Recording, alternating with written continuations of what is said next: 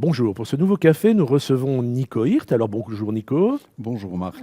Alors Nico, on se connaît depuis un moment puisque j'ai eu la chance de préfacer un ouvrage que tu as publié en 2009 qui s'appelle Je veux une bonne école pour mon enfant et qui était déjà à la base de la discussion qu'on va avoir aujourd'hui.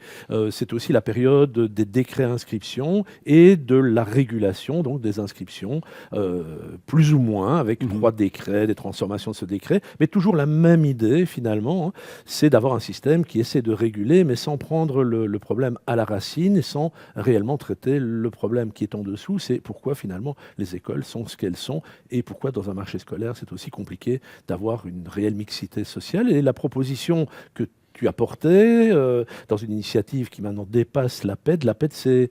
L'appel pour une école démocratique. Oui. Donc là, l'initiative, une école, elle dépasse finalement, elle transcende cette association et elle fait une proposition. Est-ce que tu peux la rappeler ? Oui, je dis d'abord, l'initiative aujourd'hui, elle est portée par plusieurs organisations syndicales, FGTB, CSC, elle est portée par plusieurs chercheurs. Bien sûr. Dont un certain Marc Demeuse. Elle est portée aussi par les principaux mouvements pédagogiques. Donc c'est vraiment un large collectif qui porte aujourd'hui cette initiative. Alors en quoi consiste-t-elle ? L'idée est de dire, aujourd'hui en Belgique, les parents sont obligés de choisir eux-mêmes l'école pour leur enfant. Donc on va bien au-delà d'une liberté de choix, on a une véritable obligation de choisir son école. Et pour aller vers davantage de mixité sociale, ce que nous proposons, c'est qu'on n'impose pas une école aux parents, mais qu'on leur propose d'emblée un établissement scolaire où ils ont la garantie d'avoir une place pour leur enfant. Et ce, dès l'entrée dans l'enseignement fondamental et tout au long du tronc commun, chaque fois qu'un éventuel changement d'école serait nécessaire. Et alors, l'originalité de la proposition, c'est on ne suggère pas simplement une école aux parents, mais on tiendrait compte dans cette suggestion d'une recherche proactive de mixité sociale. C'est vraiment ça qui est l'originalité. Donc c'est pas simplement la carte scolaire à la française où chacun va à l'école de son secteur, de son quartier. Mais ici, on proposerait peut-être une école qui est un peu plus éloignée du domicile, pas trop éloignée non plus, mais légèrement plus éloignée, mais dans le but d'assurer davantage de mixité sociale, ce qui permet aussi d'éviter le phénomène de zapping résidentiel, qui justement est la stratégie d'évitement de ça. Il s'agit d'une proposition, donc les parents restent libres d'accepter ou de refuser la place en question, sachant que s'ils refusent, eh bien, ils devront alors chercher une place dans une des écoles où des places restent disponibles. Et finalement, c'est quelque chose qu'on va trouver dans beaucoup d'autres systèmes, l'idée qu'on offre une place plutôt que de mettre les parents à la chasse des places. Je pense que ça rejoint aussi une idée que le service peut être assuré, doit être assuré, et qu'on n'est pas obligé de prendre son bâton de pèlerin pour trouver une place. Dans la très grande majorité des pays européens, en tout cas, la pratique courante est de proposer ou de garantir une place dans un établissement proche du domicile. Il est plus rare que cette proposition de place tienne également compte d'une espèce de recherche proactive de mixité sociale. Mais dans certaines municipalités finlandaises et norvégiennes, par exemple, ça se fait. Donc les municipalités ont une assez grande marge de manœuvre en termes d'organisation des inscriptions scolaires dans ces deux pays. Et là où on applique ce principe-là de proposer une place en gérant la mixité sociale, eh bien, on voit qu'on a beaucoup moins de ghettoisation scolaire, beaucoup moins de ségrégation sociale dans le tissu scolaire. Alors évidemment, chez nous, il y a un système de réseau qui complique un peu l'affaire, mais je pense que l'initiative en tient compte aussi d'une certaine manière. Oui, c'est-à-dire que l'idée, c'est que toutes les écoles qui bénéficient de subventions publiques doivent s'inscrire évidemment dans ce système. Il y a le problème du caractère confessionnel de certaines écoles qui dans notre esprit, peut être résolu en demandant, avant même de proposer une place aux parents, en leur demandant s'ils accepteraient une place dans une école de telle ou telle confession.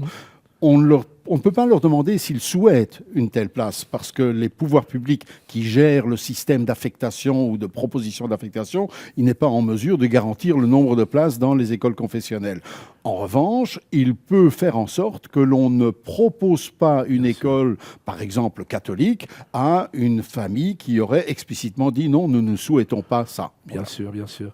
Donc ça, c'est le fonctionnement de l'initiative. Alors, vous l'avez testé, je pense, avec notre collègue Bernard Delvaux, hein, notamment pour voir si c'était faisable d'un point de vue technique. On a fait un test, mais pas un test en situation réelle. Oui. On a fait un test en simulation informatique. Donc, sur base de données dont nous disposions pour la région bruxelloise, on a virtuellement, en quelque sorte, réaffecter les élèves de l'enseignement primaire bruxellois à des écoles avec des résultats tout à fait positifs. On a réussi à réduire très, très fortement les indices de ségrégation sociale. Pour faire simple, si on prend les catégories d'écoles ghetto les plus extrêmes, qui aujourd'hui représentent à peu près 40% des élèves de la région bruxelloise, eh bien, ces catégories-là, nous les ramenons à 6%. Donc, il n'y aurait plus que 6% d'élèves dans des écoles très fortement ghettoisées, et ce ne serait plus que des écoles ghetto de riches. C'est parce que dans la région sud-ouest de Bruxelles, il est vraiment difficile d'assurer une mixité totale. Mais les ghettos de pauvres auraient quasiment complètement disparu. Et on réalise cela tout en réduisant la distance moyenne domicile-école par rapport à ce qu'elle est en réalité aujourd'hui. Donc, on fait plus de proximité et beaucoup plus de mixité. Donc, l'argument, il va falloir déplacer les gens. Non, pas du tout. Si, il va falloir peut-être déplacer des gens. Certains iront un peu plus loin qu'aujourd'hui, mais en moyenne, la distance est beaucoup plus courte que ce qu'elle n'est aujourd'hui. Et après cette étape, après les discussions qui ont pu avoir lieu dans les différents cénacles, groupes, etc., vous avez décidé de passer à une vitesse supérieure, en quelque sorte, en mettant à la critique l'initiative. Et cette critique, elle a été portée le 27 septembre, puisque nous l'avons co-organisée avec un large nombre d'organismes et d'universités, avec nos collègues de l'Université libre de Bruxelles, à Charleroi.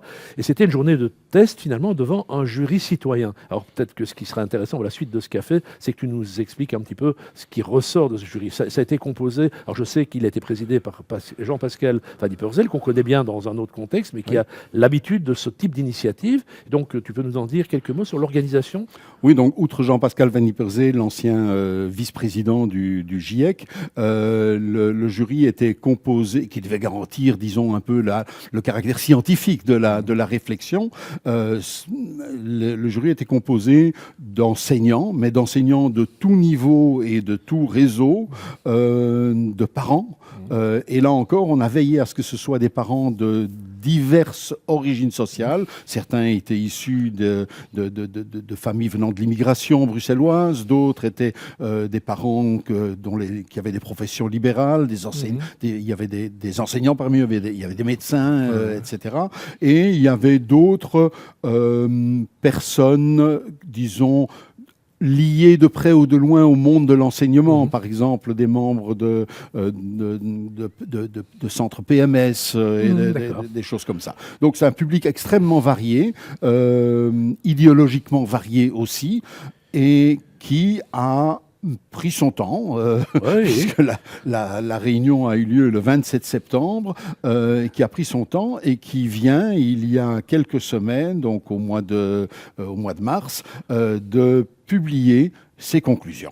Alors, tout ce qu'on vient d'évoquer, le travail de simulation, le jury, tous ces données-là, on les retrouve en ligne, y compris d'ailleurs les vidéos qui ont servi à préparer cette journée de réflexion. Donc, on retrouve tout, comme à chaque fois, en dessous de la vidéo que nous sommes en train de faire, ce qui nous permet d'offrir tout le panel de la documentation. Mais le jury a été confronté, je crois, à 4 ou 5 questions, essentiellement. Hein. Donc, la première, alors elle était fondamentale, c'est pourquoi la mixité sociale ? Et pourquoi et en quoi c'est quelque chose qui peut être une valeur ? Oui, donc en fait, on leur demandait est-ce que c'est souhaitable de combattre la mixité sociale? Parce qu'on pourrait se dire, finalement, la non-mixité. Parce qu'on pourrait peut-être se dire, effectivement, c'est peut-être une meilleure chose que les enfants des classes populaires ne soient pas obligés de se trouver en classe en concurrence avec les autres. Il y a des gens qui défendent ces thèses-là aussi. Mais le jury a été tout à fait très très net, très radical. Il a dit oui, il faut absolument aller vers plus de mixité sociale dans notre pays, et ce pour trois raisons. D'abord parce que c'est notre pays et que nous sommes au niveau international, les champions de la ségrégation sociale. Quand on compare la situation belge avec la situation d'autres pays européens, c'est chez nous que la ségrégation sociale entre les établissements scolaires est une des plus élevées. Ça, c'est un premier point. Deuxièmement, cette ségrégation, elle a deux graves conséquences. La première grave conséquence, c'est qu'elle est un des principaux facteurs explicatifs d'une autre caractéristique belge, à savoir que nous sommes aussi les champions de l'inégalité scolaire mesurée, par exemple, dans les tests PISA. Donc, le déterminant de l'origine sociale détermine plus fortement les résultats scolaires chez nous que dans d'autres pays. Et on a pu démontrer par de nombreux travaux statistiques que la ségrégation sociale est un des facteurs qui explique grandement cette particularité belge. Et puis, il y a une autre raison qui a aussi été soulignée par le jury, c'est que la ségrégation sociale, dans l'enseignement, elle est totalement contraire au principe d'une éducation démocratique. Une éducation démocratique, c'est une éducation dans laquelle les jeunes de diverses origines, de diverses ethnies, de diverses catégories professionnelles, de diverses régions, etc., puissent apprendre à vivre ensemble, puissent apprendre à se découvrir. Comment voulez-vous combattre le racisme, par exemple, si vous enfermez les enfants de certaines catégories ethniques dans certaines écoles et les autres, vous laissez les blancs entre eux dans d'autres écoles. Et les critiques sont faites aussi pour le handicap, qu'on ne rencontre jamais dans l'enseignement ordinaire. Voilà. Donc l'idée est reconnue, c'est une valeur, c'est une bonne idée. Tout à fait. Est-ce que, deuxième question qu'on posait au jury, c'est est-ce que l'initiative a des chances d'aller dans cette direction? Est-ce qu'on a des chances, avec ce qui est proposé sur la table, d'aller dans la bonne direction? Alors là aussi, on a été vraiment très, très heureux des conclusions du jury dans un rapport très circonstancié, qui fait une 50aine de pages. Il explique longuement pourquoi il trouve l'initiative proposée initialement par la PAID et reprise par ce collectif, pourquoi il la trouve une excellente idée qui peut effectivement aller qui permettrait d'aller vers plus de mixité sociale. Il dit qu'elle est techniquement tout à fait réalisable, tout à fait faisable, qu'elle est en conformité avec les principes de notre Constitution, ce qui est quand même un élément extrêmement important, et que financièrement, en tant que telle, en tout cas, elle n'implique pas des dépenses importantes. Donc, oui, il y a un soutien complet et bien sûr, il cite également l'étude qu'on a mentionnée il y a un instant, la simulation sur Bruxelles, et qui montre la faisabilité dans une ville qui est quand même l'une des plus socialement ségrégées de Belgique. Et il y a fort à parier que si ça marche à Bruxelles, ça marchera probablement dans la plupart des centres urbains. Alors, il ne suffit pas, c'était aussi une question, mais finalement, il ne suffit pas d'instaurer la mixité. Qu'est-ce que ça suppose par ailleurs? Qu'est-ce qu'il faut mettre aussi en œuvre pour que cette mixité soit finalement un vecteur positif d'un meilleur vivre ensemble, de moins de ségrégation, de moins de différences de résultats entre élèves? C'est ça.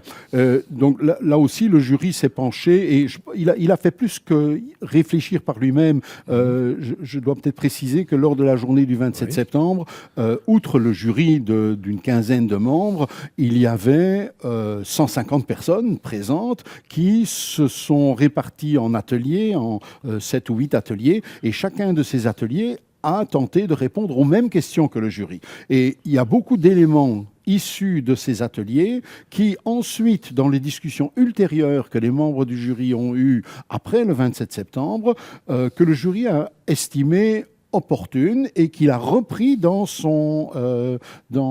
ses conclusions. Et parmi elles, il y a par exemple l'idée que si on veut réussir la mixité sociale à l'école, eh bien, il faut aussi prendre des dispositions pour que les enseignants, soient en mesure de gérer des classes qui seront plus hétérogènes, des classes dans lesquelles le rapport à l'école, le rapport au savoir, le rapport social au savoir des élèves sera beaucoup plus varié que ce qu'ils ont l'habitude de rencontrer aujourd'hui. Et ça nécessite une adaptation de leur façon de donner cours, de leur façon de préparer leurs cours, dans leur argumentaire aussi. Comment est-ce qu'on répond à un gamin qui demande « mais à quoi ça me sert, moi, d'apprendre ça ?» Mais selon le destin social et l'origine sociale des enfants, on n'a pas le même type de réponse qui fonctionne avec les enfants. Et donc, sur tout ce point-là, le jury n'a pas formulé de recommandations précises. C'est très clair, il a dit c'est pas à nous à dire quelles pédagogies seront efficaces, mais il a dit il faut certainement une meilleure préparation, une formation des enseignants à ces pédagogies. Tout en ajoutant que peut-être qu'au contraire, ce sera le fait de créer de la mixité qui pourra être aussi, qui pourra mettre la pression sur les enseignants pour adopter alors des pratiques pédagogiques innovantes, plus adaptées à cette mixité sociale. Je pense que les deux thèses peuvent être intéressantes, en tout cas, sans vouloir préjuger. Alors, le jury a aussi insisté sur d'autres facteurs. Par exemple, aujourd'hui, il y a des différences entre écoles en termes de gratuité, le type d'activité qu'on organise et l'argent qu'on demande aux parents pour ces activités. Il y a des différences entre écoles en termes de qualité de l'infrastructure. Si on veut que le choix d'accepter ou non une école soit réellement équivalent pour tous les parents, mais il faut améliorer la qualité de l'infrastructure dans un certain nombre d'établissements qui sont aujourd'hui extrêmement pauvres, désuets, au bord de la ruine parfois, et il faut garantir une réelle gratuité de tous les services proposés par l'école aux parents. Et alors, il y a une autre proposition que je trouve très, très intéressante qui vient aussi du jury, à savoir qu'aujourd'hui, nous allons avoir bientôt un tronc commun jusqu'à l'âge de 15 ans. Mais ce tronc commun, en maternelle, en primaire, il ne pose pas de problème. Mais dans le secondaire, dans les 3 premières années du secondaire, ce tronc commun est organisé dans des écoles qui ensuite, après l'âge de 15 ans, se spécialisent souvent soit dans l'enseignement général, soit même dans certaines filières élitistes de l'enseignement général, ou qui se spécialisent au contraire dans l'enseignement technique ou l'enseignement professionnel. Ça veut dire que l'entrée à l'âge de 12 ans dans une école secondaire, mais ça signifie quand même déjà plus ou moins un choix d'orientation. Ce problème, d'ailleurs, existe aujourd'hui, bien sûr, indépendamment de la proposition que nous faisons. Et le jury suggère, et il n'est pas seul à suggérer ça, mais il suggère de scinder administrativement et si possible même géographiquement les années de tronc commun, donc le secondaire inférieur, du secondaire supérieur. Je pense que c'est une très très belle idée, mais probablement aussi une idée très très difficile à mettre en œuvre parce qu'elle va impliquer peut-être des réaffectations de bâtiments et des choses comme ça, mais en tout cas c'est une chose à laquelle ça vaut la peine de réfléchir. Et si le système est mis en œuvre progressivement à partir du fondamental, ça nous donne quand même un certain nombre d'années pour penser à sa mise en œuvre. Et on n'est pas les premiers à réfléchir à cette idée-là. Je pense qu'on va aussi... on a parfois la tendance à aller pêcher chez les voisins des choses qui... et puis en oubliant peut-être pourquoi on l'a fait. Mais cette idée d'avoir une école du fondement, du tronc commun, ça existe dans des tas d'autres systèmes. Et puis une spécialisation, voire même une obligation scolaire plus courte, mais avec une réelle école du tronc commun qui fait mieux réussir. Donc il y a aussi cette perspective. Donc je crois qu'il y a plein de portes et que le jury nous en a ouvert quelques-unes. Alors par rapport à ça, on est au milieu du guet. Alors, je pense que cette approche, elle est peut-être un peu lente pour certains qui ont plutôt l'habitude de brutaliser l'école. Ici, on avance progressivement, on prend le temps. J'ai cité 2009. Où va-t-on maintenant? Qu'est-ce que vous avez dans l'escarcelle? Comment est-ce qu'on va faire évoluer ce projet? Et le collectif qui est porteur du projet a déjà commencé à rencontrer un certain nombre de décideurs, de responsables du monde de l'enseignement. On a rencontré des partis politiques, pas tous, mais on espère les rencontrer tous. On a rencontré des responsables de réseaux de l'enseignement, là non plus, pas tous, mais on a rencontré des responsables d'associations de parents. D'autres associations de parents sont contactées et on va les rencontrer bientôt. Donc, pour nous, une première phase était une phase vraiment d'information, d'échange aussi, parce que le but de ces rencontres n'était pas seulement de dire voilà ce que nous proposons, mais aussi d'entendre les réactions, d'entendre quelles sont les objections, quelles sont les difficultés, quels sont les obstacles mentaux à surmonter pour faire accepter cette idée, quelles sont les réelles difficultés objectives de la proposition et les adaptations qu'il faudrait peut-être faire. Et dans ces rencontres, dans les échanges du 27 septembre et même dans le rapport du jury, il y a un certain nombre de propositions, d'améliorations de la procédure. Par exemple, l'algorithme que nous avons testé sur Bruxelles, mais il ne tient pas compte d'un public spécifique, le problème des enfants à besoins spécifiques, qui souffrent d'un handicap. Qu'est-ce qu'on fait avec ces enfants-là? Où va-t-on les affecter? Comment va-t-on garantir que l'école où ils seront affectés est équipée correctement pour les accueillir? Donc ça, c'est un point auquel nous n'avons pas encore suffisamment réfléchi. Il y a le problème... Ah oui, une autre proposition, c'est qu'il proposait de tenir compte, dans les zones urbaines en tout cas, non seulement de la distance, mais plutôt du temps de parcours, c'est-à-dire tenir compte des réseaux de transport en commun, par exemple, plutôt que seulement la distance géographique. Donc ça, c'est des éléments que des géographes peuvent facilement intégrer dans l'algorithme existant. Et donc, voilà, il proposait également, il disait aussi, pour que le système fonctionne, il faut une parfaite gratuité de l'enseignement. Mais je pense que je l'ai déjà dit, je l'ai déjà souligné. Donc il y a des améliorations, des changements apportés à l'algorithme et le collectif a programmé très bientôt une réunion pour voir comment ces multiples propositions vont pouvoir être intégrées dans notre initiative. Merci Nico. Alors on est à la fin du café, qui a toujours un format un peu court et un peu frustrant sans doute. On va retrouver donc tout, comme je l'ai dit tout à l'heure, tous les éléments d'instruction du dossier, de l'initiative elle-même, l'avis du jury. Dans l'avis du jury, on a d'ailleurs aussi des avis qui reviennent des différents groupes de travail. Donc je pense que le dossier est vraiment très bien instruit, les documents qui ont servi de base, les conférences, et donc vous retrouvez tout ça. Puis n'hésitez pas à réagir si vous voulez réagir et vous rapprocher pour avancer et faire un bout de chemin éventuellement ensemble par rapport à cette initiative. Voilà, merci beaucoup. Merci.